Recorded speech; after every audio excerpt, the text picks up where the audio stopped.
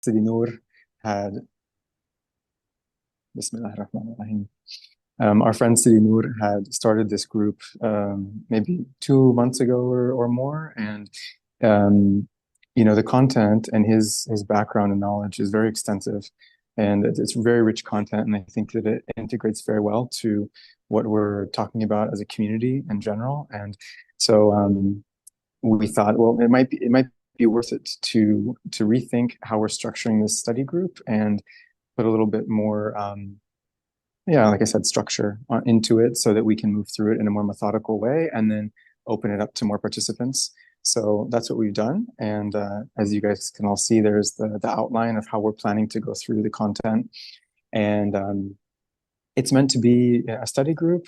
Sidi Noor is, as the senior member here, like I said, with a lot of experience studying this content, I think we'll rely upon him predominantly to lead out on at least the overview portions of the sessions. And then we do want to incorporate some time for small groups for members to get to know each other and to discuss some of the ideas one-on-one. You might have, case examples or studies of instances of things that we discussed that you want to pick apart in more detail amongst each other. So I think that we'll be creating space for that. And then time for general discussion. So breaking it up a little bit so it's not just solely lecture or one person speaking, but that we have that collective element.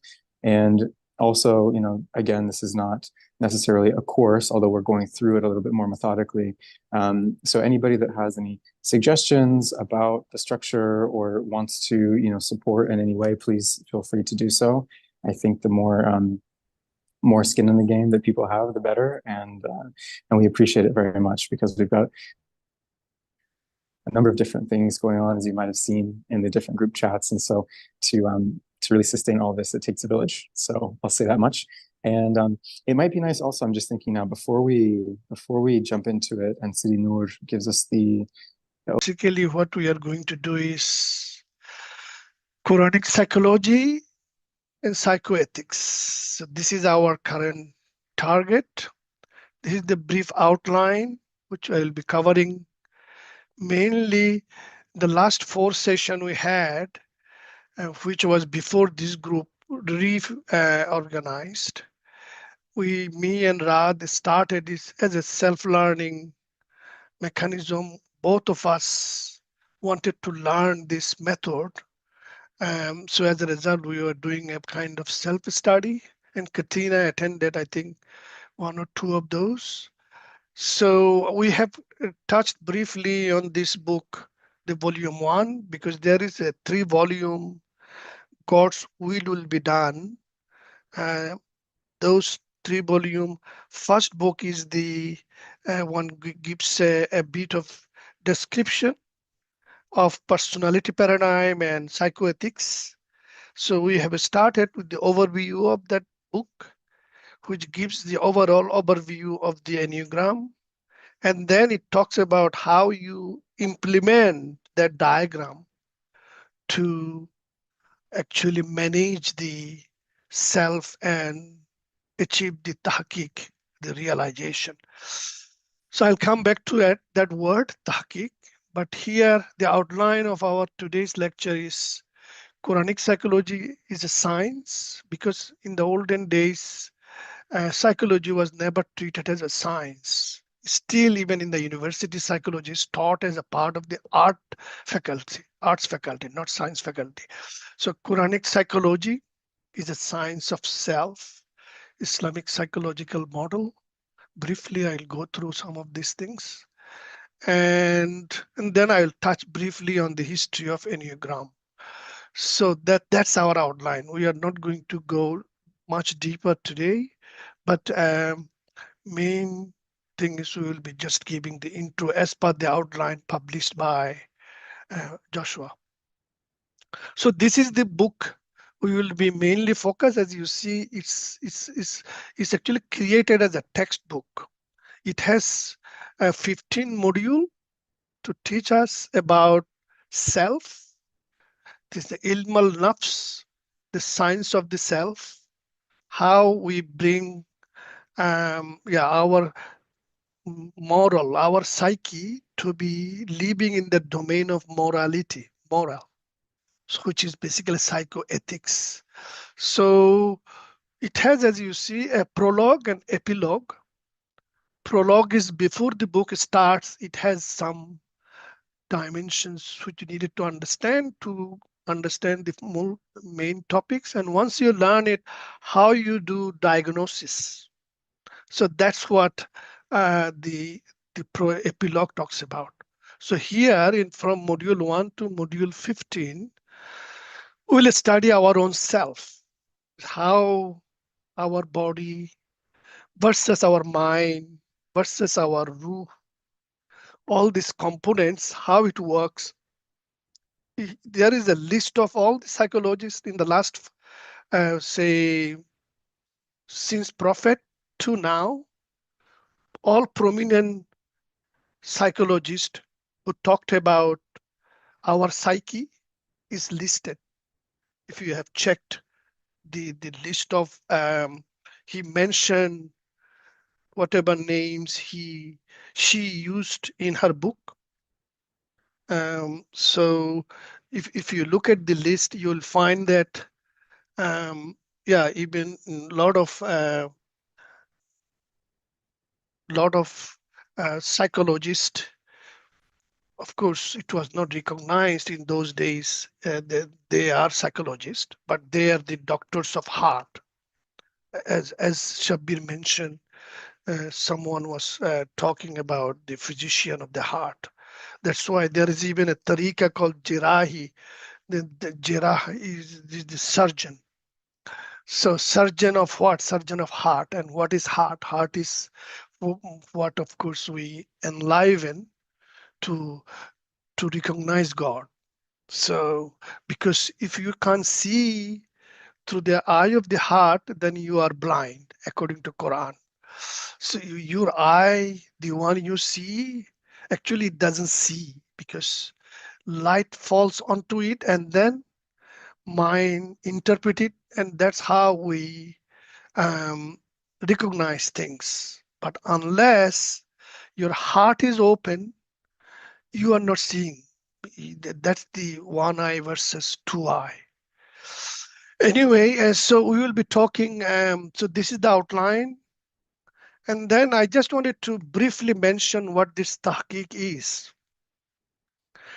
In the Quran, in this ayah, Allah subhanahu wa ta'ala says, وَمَا خَلَقْنَا السَّمَاوَاتِ وَالْأَرْضِ وَمَا بَيْنَهُمَا إِلَّا بِالْحَقِّ. So everything in the world, haq, is hidden. We have not created the heavens and the earth, that all that is between them without an inner truth. So to realize that truth, that is the tahqiq. And Buddha, this word is very popular, this quotation, that's why I am showing you. Take care of your thoughts because they become words. Take care of your words because they will become actions. Take care of your actions because they will become habits. Take care of your habits because they will form your character. Take care of your character because it will form your destiny, and your destiny will be your life.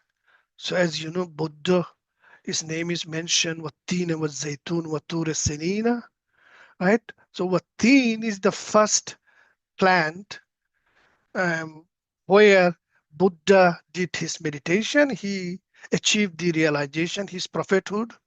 Of course, his name is mentioned in that terminology, but his name is not directly mentioned because Zaytun is the Isa alayhi salam, where olive tree was mentioned, where he achieved his realization and he taught his disciples. And of course, Tur is Sinai, and it's the Moses, and Baladil Amin is the Makkah where our prophet came. So as you know, those four places mentioned in Quran, and people say that that is a multi-faith ayat. Anyway, so what actually we are going to talk about, it's the Quranic psychology.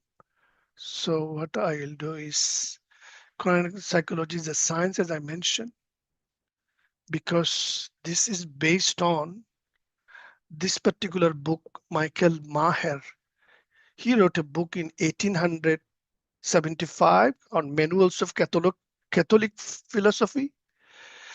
It was published in 1895. In those days, of course, it was not recognized as a science, but he argued that it is science.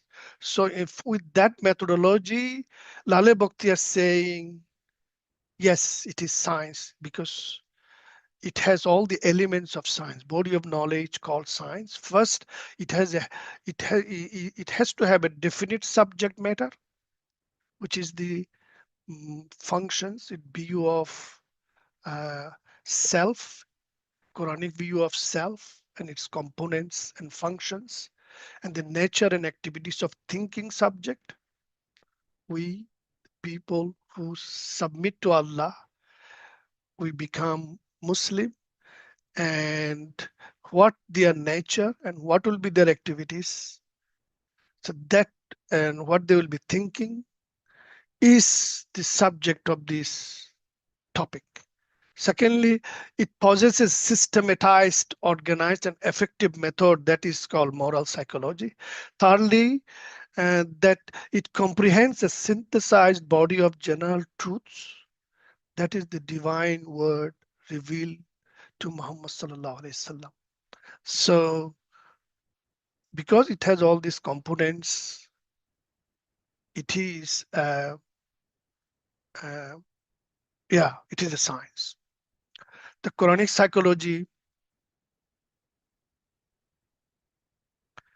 is the science of self or nafs. When the word nafs is used reflexively in Quran, reflexively means self, ourself, himself, yourself. So that's what the reflexivity in Quran, Iyaka na'budu, we worship you. And then he says, Ujibu, no, saying that ayat, Quran Sharif, where he says, um, mm, call me. Ujibu dawata daye eja dane, that I call when my servant call me. So that's what we have to invoke. How to invoke, how to call, and when we call, then respond comes. So that's the reflexivity in the Quran, how our self is linked. We'll discuss about it in this book. We already have the lecture on it, the second or third that we discussed about the relationship between two types of relationship. The first is the relationship between the self and the creator guide. Second is the relationship between self and one's fellow human beings. So, that's what we will be touching. Um, so here, part one, soul body, the self, the soul body, soul evolving from animal soul to the human soul, soul is spirit intellect. So these are the components of the self. Our spirit, true masculine noun, is that which God breathed into us, creating the potential for three energies. We'll discuss what those three energies later. That activate our soul, and nafs is the feminine form and give us our ability to reason. So soul is responsible. And it is through our ruh that God breathed into first human being, Adam, and the generative organs of all progeny, and our akal is the earthly counterpart. So ruh is the divine and the spiritual counterpart, which is the of course breathed into us from Allah subhanahu wa ta'ala. وَنَفَخْتُ فِيهِ رُوحِنَا, we blown our spirit into him. So that ruh has a counterpart in earthly counterpart, which is the aql, which is our intellect. And that came when Ruh is inserted into womb of the mother. Who inserted it? There is a hadith that angel, when the environment is ready, angel come with the Ruh, with his this hayat maut rizik daulat, this items. How long, then ajalin musamma, the fixed time, how long he will be here, all those information with it. Angel brings it and blow the spirit into the mother's womb, the way Allah did that to Adam. At that point, when Ruh goes in, there's a marriage happens with that physical and the non-physical, non-material. Ruh is a non-material thing. So when it goes into material thing, it produces nafs, akal, those components which we just mentioned, soul, body, and the intellect. Our soul is that which we develop consciousness. So because of the soul, which is now came out as a marriage of Ruh and the body, by which we develop consciousness. That's when it consciousness and this multiplication of cells and growth, everything start happening. Feeling, thinking, knowing, and the will. You know, our power of will we have. We have will, but we have no kudra.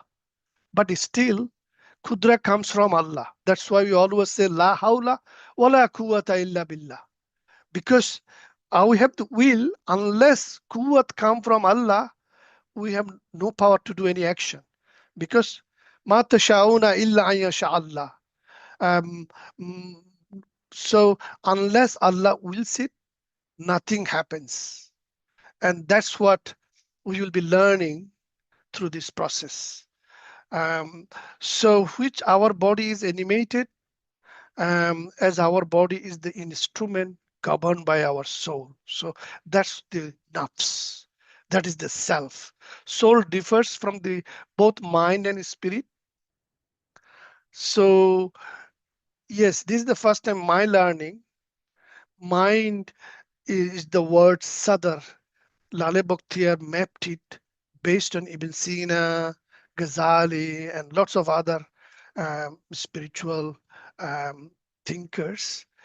She mapped it, and also one of the famous Sufi, early Sufi, which Ibn Arabi adored as well, Hakim Tirmizi, who gave him the title Khatam al-Awliya, who wrote 157 questions to identify who can be a Khatam al-Awliya.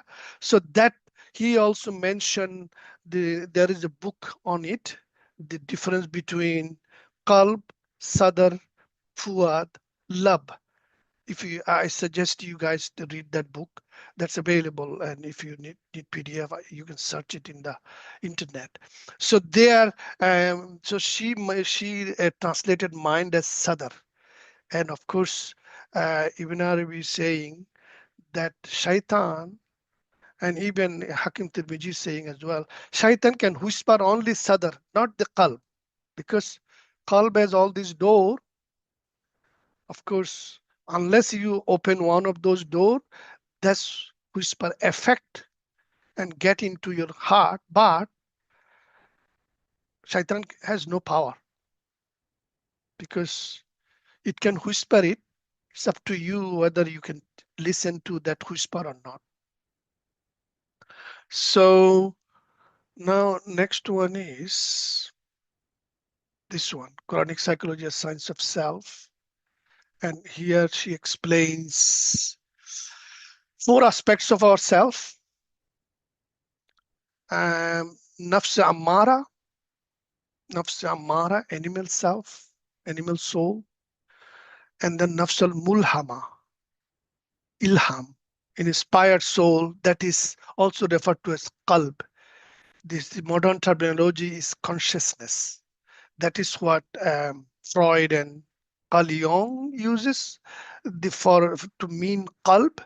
So here Qalb is Nafs al-Mulhama, is part of the nafs mulhama, and nafs lawama is the blaming soul, which is referred to as fuat, which is the conscience, our conscience, which is, we differentiate right and wrong, the discernment. The nafs al mutmainna is the divine self, which is the part of the intellect. The intellect, the first intellect was created, which is Prophet Sallallahu Alaihi Wasallam. That's what give us the reasoning, the rational soul. Quran does not refer to nafs al natika, which is rational soul, or nafs al insani, a human soul, but these are terms in the traditional philosophy. So here she explained that some scholars, or many scholars actually, conflated nafs and ruh, using them interchangeably with regard to their very different functions within our self. So many people, they use the soul, same word, to mean nafs and ruh. So she's saying that that's not correct. As you will learn in this textbook, there are two very different aspects of ourself. In addition to nafs being a feminine noun in Arabic, ruh being a masculine noun, which should have been the first indication to scholars that they are two very distinct, different aspects of ourself. So, and the ruh relates to the divine command, be, and enlivens our nafs when used in non-reflexivity in the Quran, while our nafs ensouls our body and needs our body to function. So without soul, your body cannot function. So, and the ruh is what enliven the soul. So, so whoever uses the same word soul for nafs and ruh, they fail to understand this masculinity versus femininity, two different uh, component in us. So that's what she's referring us to. So I will be going to this diagram, which I have discussed in one of my lecture in another forum. So this is basically a Islamic psychology model. I don't know whether you know, there is a International Islamic Psychology Association, which gives diploma in Islamic psychology. That's based in London actually, and Abdullah Rahman and others, they are part of it. And so if you have a professional degree in psychology, then you can register there to get this diploma. So they actually published, I don't know whether you have seen this Abdullah Rahman book. Yeah, that book has this model, and he explained how he developed it. There are 18 scholars he consulted in the current time, and based on the recommendation, he actually put together this form, this model of self, or human self. So I just took this word from Shittick's translation of Naxal Fusus. There, he said a human being is a two-sided mirror. On one side, the properties of lordship, and on the other side, defects of servanthood are reflected. When you look at the properties of lordship, he is greater than all beings. And when you count the defects of servanthood, he is lower and more insignificant than all creatures. So two mirror, one is this divine side, another is this world, dunya side. This is the batin, this is the zahir. Majmu al-Bahrain, two seas meet. This is where the sea of unseen and sea of seen meet here, which is this ruh and this qalb, aql, nafs. So sadr is here, and qalb is that, as you said, lab, fuad, and then ruh, which is the spirit, and aql, the intellect. So these are the two, it's in both world. We are in both world, and that's why, we said world of command, which is the alam al amr, where be, the kun, was uttered, and then fayakun happened here, alam al-khalq. So haq and khalq. So haq is the unseen and khalq is the seen. And as Ibn Arabi says, huwa mustawla ala batin kulle zahirin. Allah subhanahu wa ta'ala is present in every manifested world in a batin way. Mustawla ala batin kulle zahirin. So same way, our ruh is in batin, our nafs, this body is in zahir. So both we live in both worlds.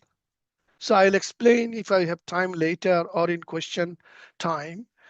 So Ibn Arabi in Insha'id Dawair, that book, he got this Qadima and then Hadra, these two diagram, and then Ibn Arabi drawn a model.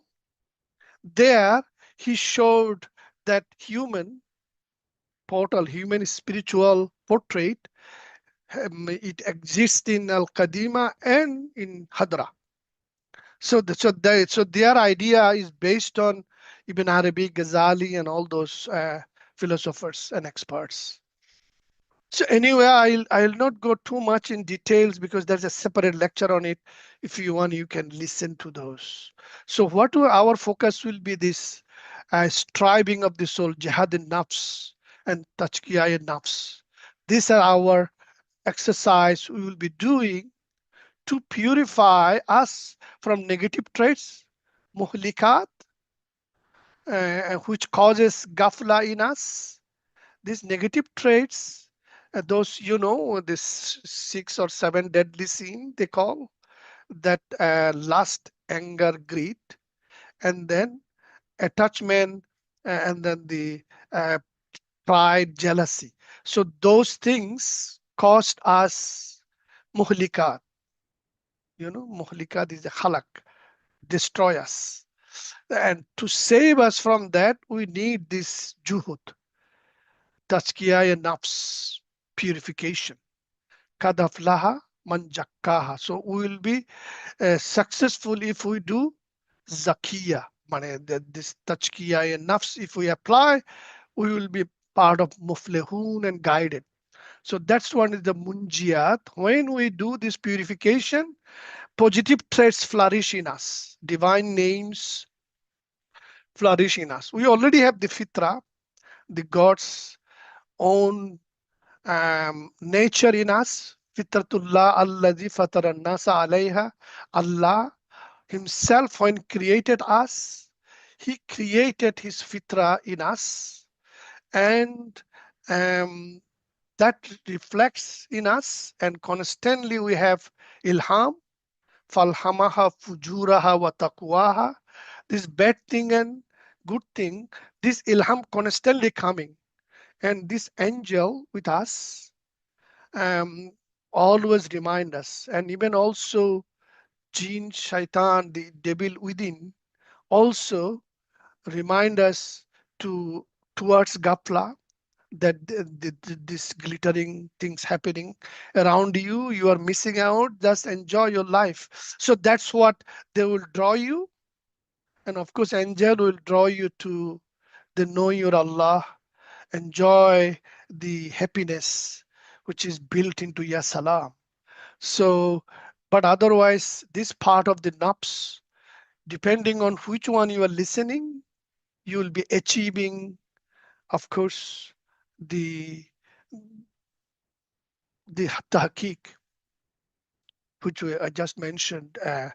Yeah. So now I'll go into this Quranic psychology as sacred science. Briefly, I'll touch on this. There's a two-part, as I mentioned. One is microcosm, which is our body, and then macrocosm, whole universe. We live within the universe. We cannot be outside the universe. Whole universe affects us. Where, the sun and the earth rotates around it. When earth is on the top, Australia get this summer. When Earth is in the bottom, Americans or this northern globe, they get this summer, right? Same is in the heart when you are at the top. Ibn Arabi says that's in his book, um, Tadbiratul Ilahiyya. I don't know whether any of you have that book. That book is translated in English. That book is called Divine Governance of Human Kingdom. It's translated by Sheikh Tosun Bayrak. There he talks about it, and it says that when because our journey is also circular.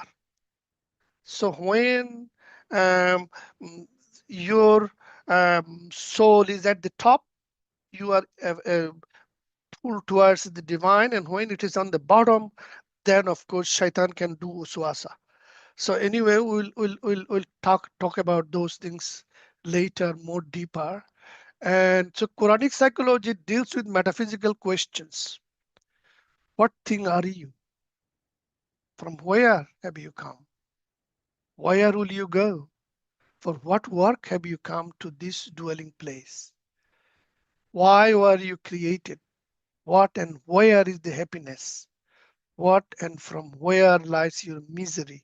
So these are the questions I will ask everyone who participating in this course to ask them when you do meditate and find out, as Sidi Ali Hussein says, find what the art you are designed for, what art you have to create, what is your best profession that you think you have been sent here for, then you flourish in it, then you will achieve success. So these are the question profound interest to us now and in the past to those who went before us. Quranic psychology incorporating metaphysical principle can help us answer this and other questions as we explore our purpose in life, where the goal is to know ourselves as one of God's signs, which each and every one of us is. So we are signs of God because Allah subhanahu wa ta'ala says, Sanurihim ayatina fil afaq fi nafsi. So that's what this ayat says. We will cause them to see our signs in the horizons, on the horizons and within themselves until it becomes clear to them that it is the truth. Hatta yatabayyana annahu al-haq. So that's what is. And then briefly, I just touch on this because as I mentioned, microcosm we have explained. This is the macrocosm. As you see, there is a multiple presence of Allah subhanahu wa ta'ala, the domain, 5 presences. One of the presences is called Alam al-Masal, which is the Alam al-Malakut.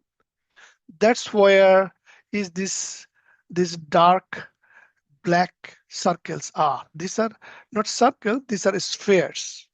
Just like inside the sphere within the sphere. So we are within the sphere. So, and then this is the part from the under the black part is everything is in the Zahir. This is in the Batin, this is in the Zahir. So in earth, water sphere, air sphere, and then ether, and then moons, and then these are the spiritual sphere. It's not the solar diagram. This is spiritual sphere. So all these are the sequence as you see there, and each of them has, as you know, Saturn has Hazrat Ibrahim alayhi salam, and here you know moon has Hazrat Adam alayhi salam, and sun Hazrat Idris alayhi salam. So they are all there managing the affairs of these planets and how they affect us. So of course, how this transcend happen, there is a hadith which which I'll touch briefly. It says that كخلقة mulkatin fi ardin falat.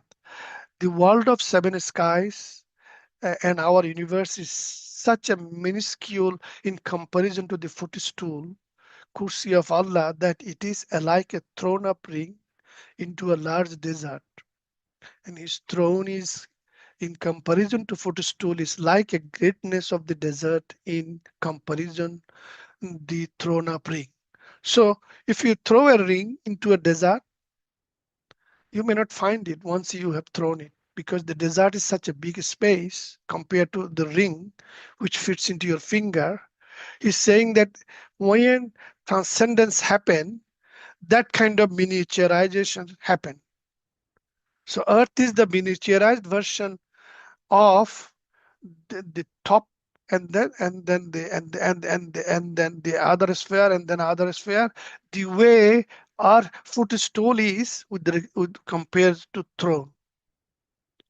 That is the thing I wanted to touch here. And then we will go and talk briefly about Sufi Enneagram.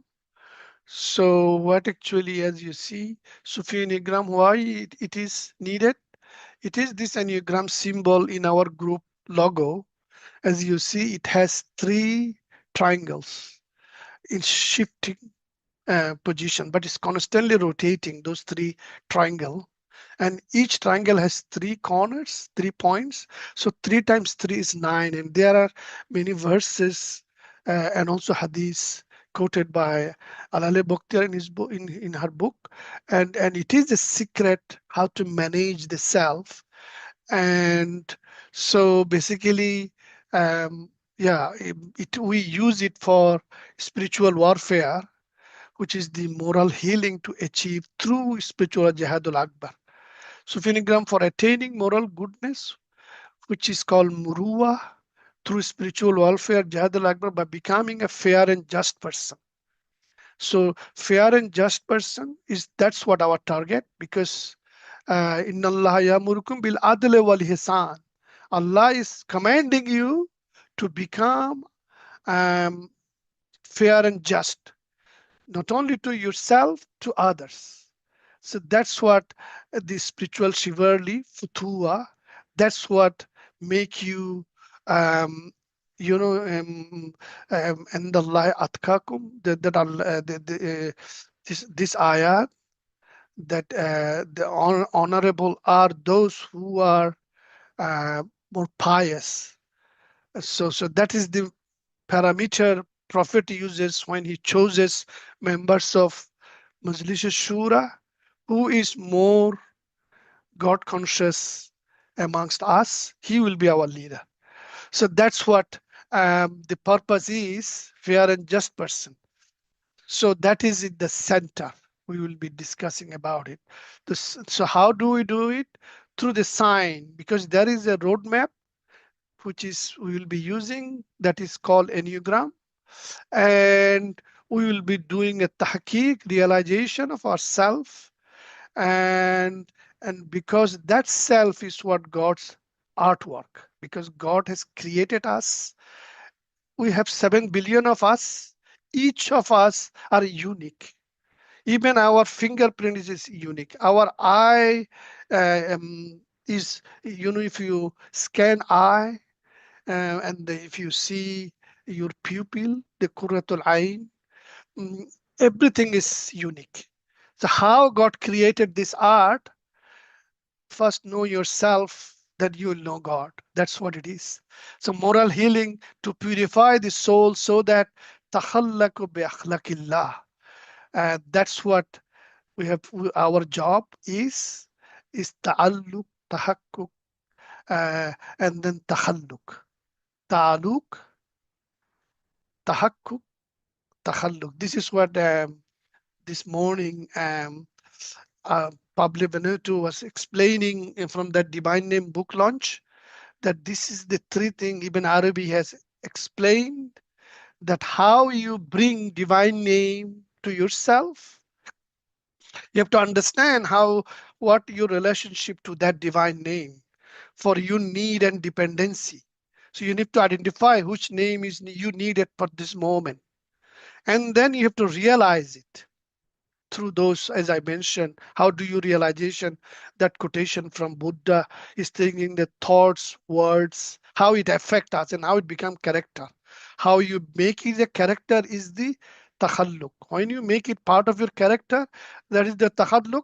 When you realize it, that's when you achieve the tahqiq. And so what is psychoethics? This is the reason to control our desires. And then socioethics, use of balanced reasoning in our relationships with others. And then theoethics is our relationship to reality. How you do the ta'alluq, tahakkuk, and takhalluk, that is our relationship to reality. So that is what we will be learning.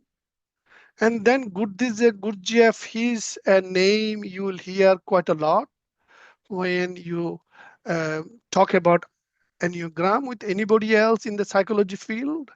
So Gurdjieff presented the 9-pointed figure to his disciples in St. Petersburg in 1916. Before that, he visited Dagestani in Central Asia. And there is a article I posted from Sufi Live website. So how he got into it and when he met Dagestani, Dagestani said, okay, after Fajr prayer, I'll teach you this. And then when Dagestani was reading Surah Yasin, he had a vision. Gurdjieff has a vision that he was lost in a rose flower, and what happened to him, and he explained in that article. So we'll talk about it, or we can read that article. This is what Ouspensky, one of his disciples, recounts in his book. Speaking in general, it must be understood that the Enneagram is a universal symbol. All knowledge can be included in the Enneagram, and with the help of the Enneagram, it can be interpreted. And in this connection only, that what a man is able to put into the Enneagram, does he actually know? That is, understand. So with the Enneagram, we will understand basically our own self.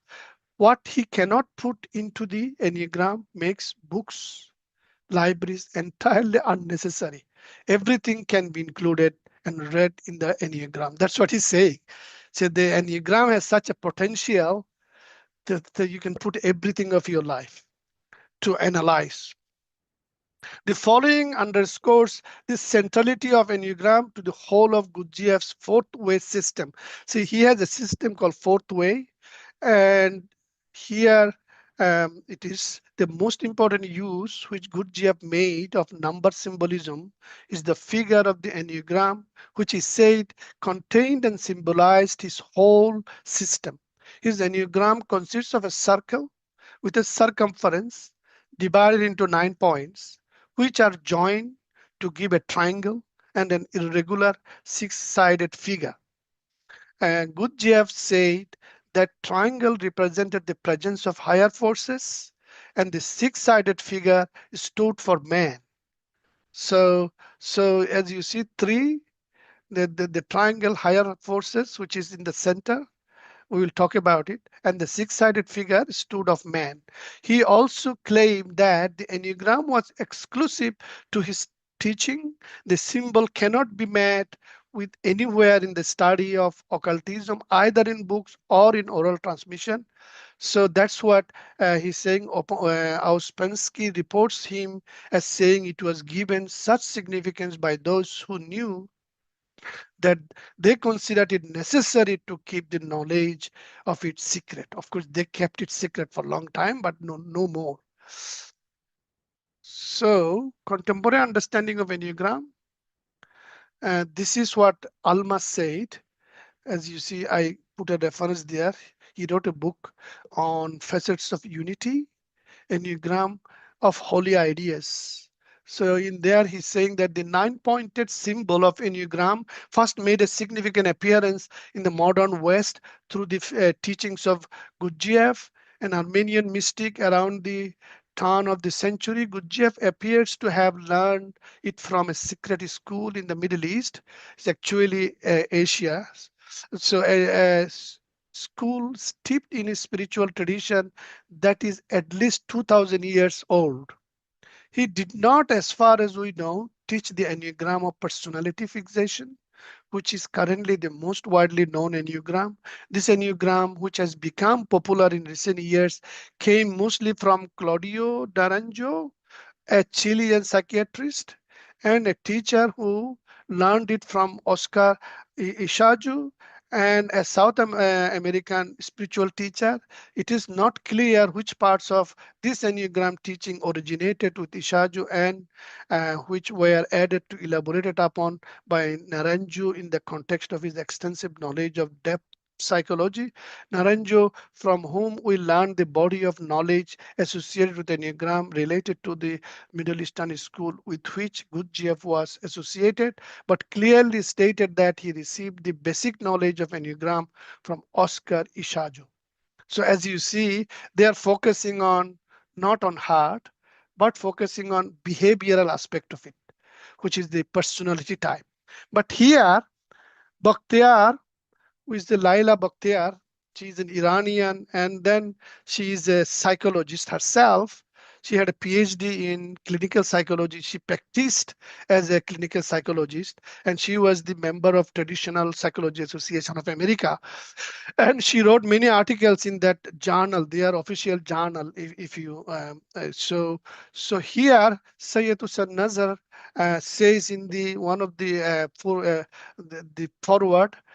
He says Dr. Bakhtiar is to be congratulated in clarifying an aspect of Islamic spirituality as embedded in spiritual chivalry and many basic metaphysical and cosmological doctrines of Islamic esotericism, as well as in bringing out the full meaning and spiritual import of the Enneagram. Her work, therefore, possesses not only a scholarly significance but also a practical one for those who are making practical use of the Enneagram and who are in quest of means to achieve a moral and psychological healing. The book also conveys the very significant message that traditional techniques, doctrines, and symbols, while always possessing an innate value which issues from their very nature, grounded in the truth, reveal their full meaning and efficacy only within a living spiritual universe, although they can also be transmitted from one such universe to another. So, as you know, Sayyid Hussain Nazar is our modern day Islamic philosopher.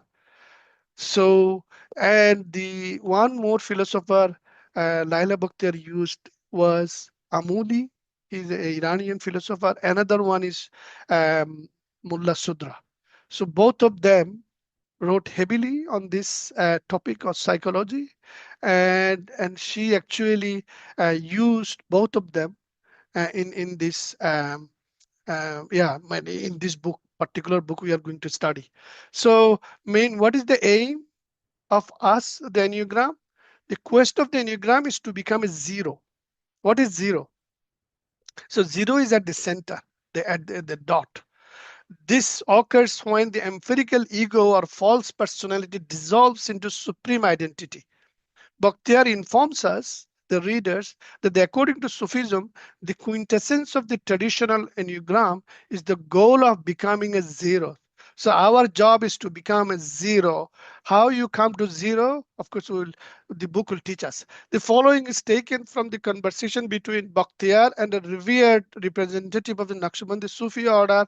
One day, Sheikh Hisham Kabani, who died recently, as you have heard, said that he would tell me a secret about the Sufi Enneagram.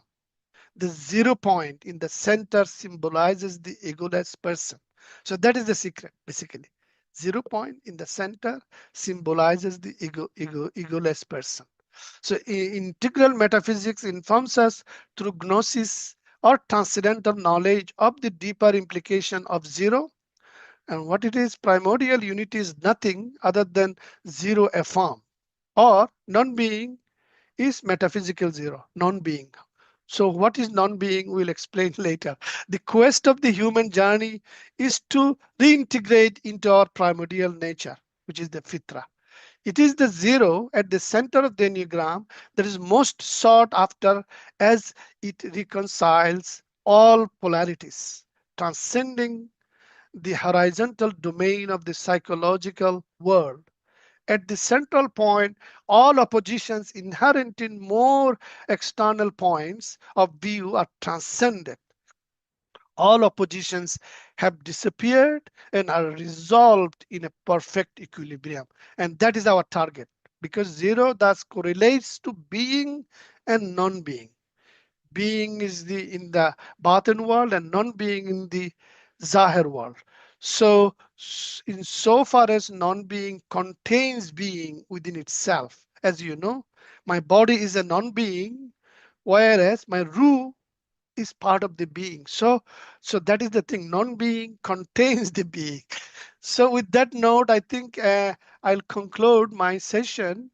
Quranic psychology, we touched the outline, prologue and epilogue, four aspects of the soul. We touched on it. Nafs al-ammara, nafs al-lawwama, nafs al-mutmainna, nafs al-mulhama. And then macrocosm, which showed how we can see in the horizon, which is the planetary system. And then Sufi Enneagram, which teaches us these three ethics: psychoethics, socioethics, and theoethics, which is related to divine. And our goal is to become zero. So with that note, I conclude here. So back to you, Joshua. Subhanallah, I think is all I can say, and I think everybody else probably can say. That was so beautiful, Sidi Noor. And mashallah, I could just hear you talk for another hour. So it was really wonderful. Thank you for that beautiful introduction. And I think,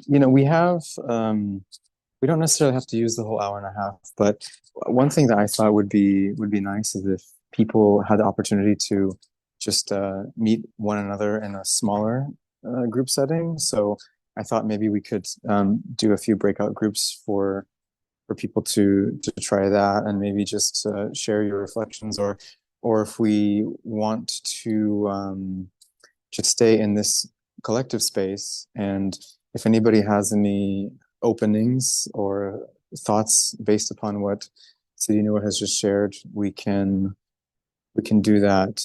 Does anybody have a strong preference either way for small groups or large group discussion? You can ask, maybe we could do a Q&A with Sidi Noor as well. If anybody has any questions, feel free to share in the chat or just open up your mic.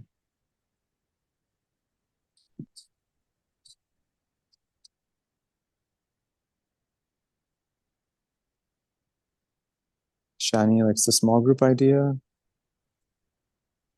Allah, he spoke very well. Shabir, do you have an opinion? You have unmuted yourself. Oh, I think Shani was saying that the group seems small already, so I think probably just stay here. That would be my preference. Oh, okay, this group is fine. Okay, great. Yeah, so if anybody has any thoughts, questions, I think Sidi Noor is a very, very potent resource for us. So I would like to. I think I have a question. Assalamu alaikum.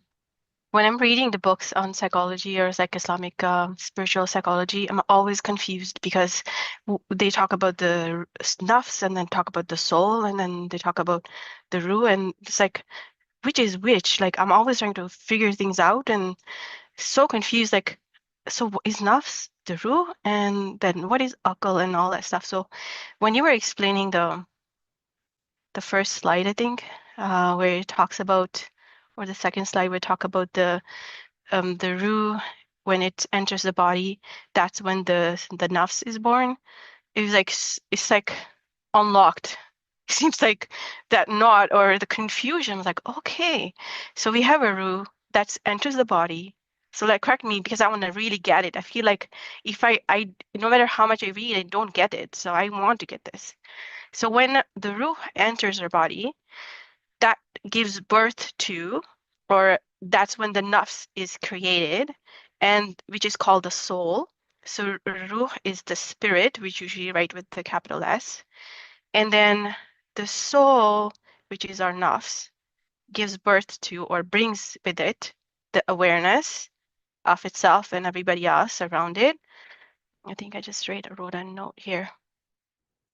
And then you said about it brings up so consciousness is developed through nafs, and then it brings the feelings, and then how are we thinking and knowing, and our will is also comes with the nafs, and our body is animated. So which means that when we die, when ruh is taken out, that ends the nafs. Like the nafs, the animation and everything just disappears with it.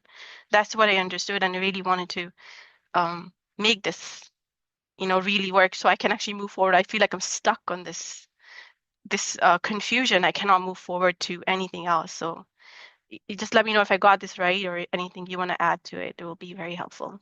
And I'm so happy. I feel like I must have asked for a dua and you've answered. I feel like this class is the answer to the lost soul need to look for like guidance. So I feel like I'm really excited. Alhamdulillah. Alhamdulillah, that's good. You captured it well. And we will be studying this whole thing. That is still a mystery. This whole book is written on it. So we have these 15 or 18 modules there to understand it. But as you know, the intekal, which is a transitioning, right? What is that word intekal means? Intekal means, you transfer. Intekal. So when you do intekal, the kullu nafsin dha'iqatul maut, nafs tastes the death, not the ruh. Okay, so that nafs will be transition. And I have already covered this in my lecture in this Kashmiri group sessions, which they shared in the group. If you like, you can get it from Joshua or Rad. And that is that when we transition to Barzakh, our ruh will be corporealized. And where ruh is, our body will be spiritualized. So as a result, this nafs body, which is built, which has this taste, which is the pain, pleasure, this experience, you will still be able to do it even in Barzakh. Because Ibn Arabi says that in his Risala Barzakhiyya, which I translated, that our current configuration is ruh is inside, body is outside. But in that configuration in Barzakh, body will be inside, ruh will be outside. So I can't even imagine. Yes, that's how it will be. And that's why that will be body of light. They call it body of light. That's why Rabbana Atmim Lana Nurana, that prayer is there. Then on the day of judgment, we ask for the light. Because here, we don't see, that particular ayat, Quran Sharif, it says, La tudrekuhul absar wa huwa yudrekul absar. The looks do not reach him, but it is he who reaches the looks. So basically, our eye will be project light. At the moment, we don't project light. Object project light on us. Okay? So it will be opposite in the other world.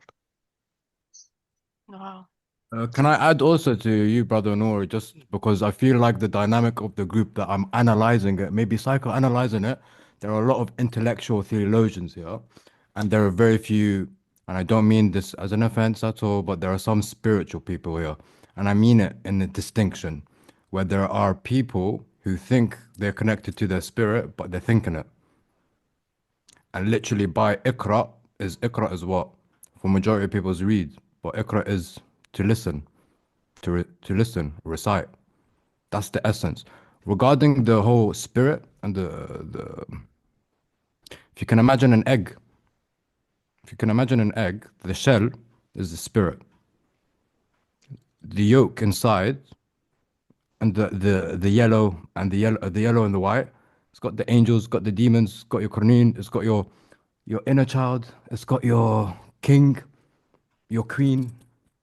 It's got all of these personas inside. I think it's our duty. It's not from me. All of the words that come from me, by the way, is from what I read, and from Brother Noor, by the way, and from a little bit from Joshua. He inspires me, mashallah.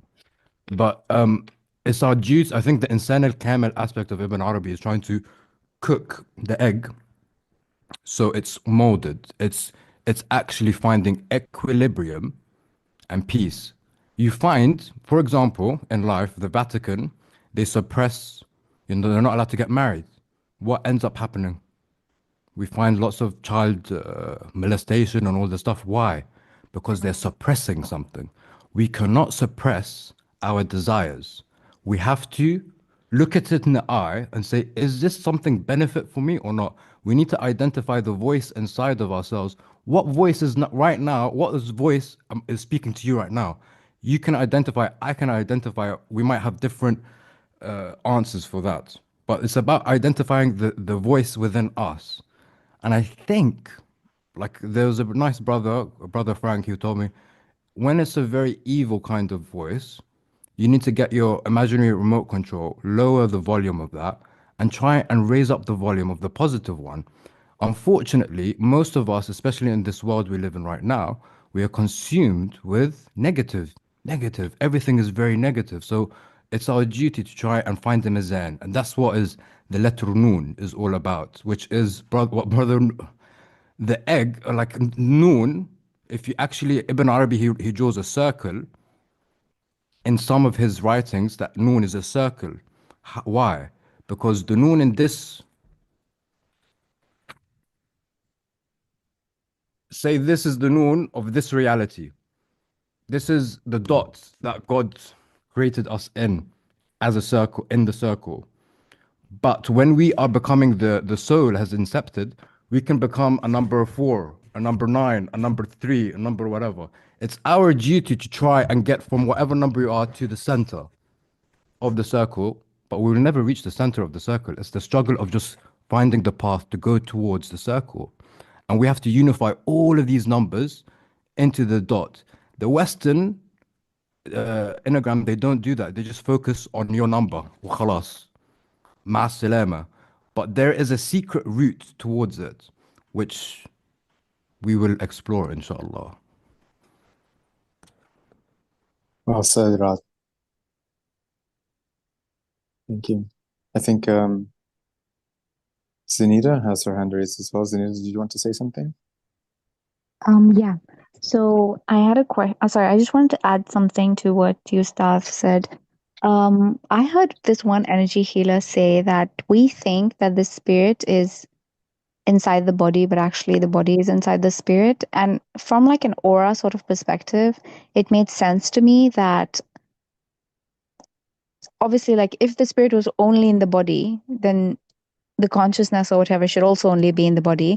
But we sense, like, for instance, if you think of your friend who lives quote unquote many miles away, or like, just who's separated by you from you in space, but then she just calls you immediately when you think about her. Like, how do those things work? If the spirit is in the body and the consciousness is only in the body, it doesn't make sense as much that we can sense things that are also outside the body. And I also had a question specifically for Ustaz Noor. I'm going to go to, it's from the preface. It talks about, I don't know if I know how to read Roman numerals. I think it's from 10:9. I think it's 19. I'm just going to read the paragraph. It talks about the creation of the world. The world was created by the movement of the power of nature. From this motion, a great deal of heat was generated, which caused the body of the earth to expand. This expansion caused dryness. Thereby, a substance called fire, hot and dry, came into being. Separated by the expansion, it became cold. The cold caused opaqueness and subsequently dryness. Out of these qualities of dryness and cold, the element earth was formed. Whatever of the body remained was bound by the earth and by the earth below and a fire above. The half near the fire became warm without there being any separation among its parts, since the heat was not excessive. Therefore, a new element comprised of the qualities of heat and moisture, called air, came into being. The other half near the earth became cold, but since this coldness was not excessive, it did not condense, so that an element consisting of the qualities of moisture and cold, called water, was formed. In this way, the four principles arkan of all sublunary bodies were generated. So, in this, like the sequence of creation of the elements puts water at the end. But I'm wondering how that relates to how Allah says in the Quran, وَجَعَلْنَا مِنَ الْمَاءِ كُلَّ شَيْءٍ حَيٍّ, and that water is, sounds like the origin, not the end product of everything else being created first, and also about how the Arsh is said to be on the water before everything else was created. Thank you. Very good question. What can I say? When Ibn Arabi, I don't know whether you have read this Sufism Andalusia, one of the Sufi who was who actually gone into Mount Kaf, and the Mount Kaf is floating on water, and there is a snake around it, and there is a 300 years of journey from bottom to the top, and he went for Johor prayer and prayed it on there, and when he went near to the mountain, the snake was speaking to him because Abu Madian died, and he's saying, how do you know about Abu Madian? Because he's saying that how come Abu Madian is a Qutub? When he became Qutub, God announced it to everyone. So this is the vast earth, the Ardun Hakiki. Allah subhanahu wa ta'ala is saying in that Quranic verse, Ardun Wasiyun. So I talked about it briefly in my Kashmir lecture, and also there are many talk about it in Eric Winkle and others in Ibn Arabi Society lectures. So what you are saying is, as you see, that creation story, which how it is formed, as you know, human was created after everything was created. Human is the last. So, and your question is why he's talking about water last as opposed to other things. Yeah, that particular question, of course, I park it for the future at the moment. But my understanding is, of course, there is a spiritual and the physical component. And this is the creation history based on the cosmology, the four elements, the lunar and the earth, between this sublunar space, these four elements exist, and our body has four elements. And of course, this nature of dryness and wet, hot, and that is part of those four elements. So, and yeah, I at the moment am not able to respond to your specific answer, what you are seeking, that if everything created from water, why water is mentioned there last? I cannot answer that why. So maybe I have something that is kind of coming to mind that I'd like to share on. I could be incorrect about this, but from both the Islamic and especially the Neoplatonically influenced Islamic, there's this understanding of a sequence of the, let's say, the movement of the divine. And so you have the absolutely unique singular one, and moved, basically. It contemplated itself. And in contemplating itself, it became that contemplation became two, because that became action, basically. And in order for any sort of action to take place, there must be two interlocutors, basically two perspectives. And then naturally in that relating, a third element arises, which is that interaction, which is the active force. And so there are many different ways in which different teachers or thinkers or mystics, have spoken about this. For example, they talk about the white pearl, and then from the white pearl comes out the red ruby, right? And the white pearl is the Muhammadan light, the aql, the first intellect, and then out of that comes, et cetera, et cetera. There's this process. And so I think when we think about the four primordial elements, arkan, kind of before form actually takes shape, these fundamental forces that are at work, if you think about it like that sequentially, and this is also, I've mentioned I think a few times in our Fasus group, if you look at music theory and harmonics, this is how sound functions. It generates how the wave frequencies form. And so basically from all form comes into existence through the three. You have to have those three elements. It's the one in its sort of triadic functioning. Then for the fourth comes into existence, and the fourth stage would be the first actual physical stage of form itself. So you would have like the one itself, the first intellect, and then the world soul, the anima mundi, and then from the world soul comes into existence the diversity of forms.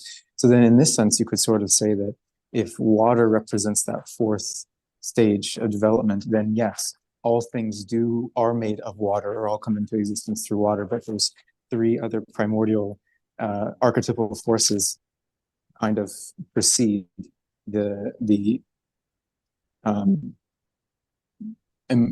let's say the emergence of the element of water. And then also you could sort of liken the water to the khayal, because Muhyiddin he says, I recently said this, he says, إنما الكون خيال وهو حق في الحقيقة كل من يفهم هذا هز أسرار الطريقة. So, it's this notion that there's sort of like a non-duality in Allah subhanahu wa ta'ala's wide earth, right? And that it's kind of this liquid experience when you're in that state of yeah. Anyways, that's sort of my 2 cents on the topic, but I think that we probably will have so much more to unpack in this space. So if anybody doesn't have any further follow-up questions, we're at the time now, so I think it's a good time to pause and then circle back in 2 weeks. Any final thoughts? Yeah, I just want to mention this Hadith 25 in that Ibn Arabi's 101 Diamonds, this Hadith book, Ibn Arabi's Hadith book, Hadith number 25, where these 4 elements has been mentioned. So Muhammad Sallallahu Alaihi Wasallam, the messenger, may divine peace be upon him, once recounted, when Allah created the earth, it began to tremble. So he created the great mountains to anchor it. Thereby the earth was balanced. Amazed by the power of these mountains, the angels inquired, "O Lord, is there anything in your creation more powerful than these primordial mountains?" Allah responded, "Yes, iron is more powerful." Then angel asked, "Is there anything in your creation, O Lord, more powerful than iron?" "Yes, fire is more powerful." And then, "Is there anything in your creation, O Lord, more powerful than fire?" "Yes, water is more powerful." "Is there anything in your creation, O Lord, more powerful than water?" "Yes, wind is more powerful." "Is there anything in your creation, O Lord, more powerful than wind?" "Yes, the children of Adam, who give wholeheartedly from the right hand, unknown to the left hand." So he talks about here about the hierarchy of, in terms of power of this 4 element. But of course your good deed has more power. That's what he's saying. Yeah. Alhamdulillah. Mm. It's a great place to end, Sidi Noor. Thank you. Thank you so much for leading this and for sharing your wisdom. I am just so personally filled and nourished from this session. So thank you. Jazakumullah khairan. Thank you. Thank you, everyone. Assalamu alaikum wa rahmatullah.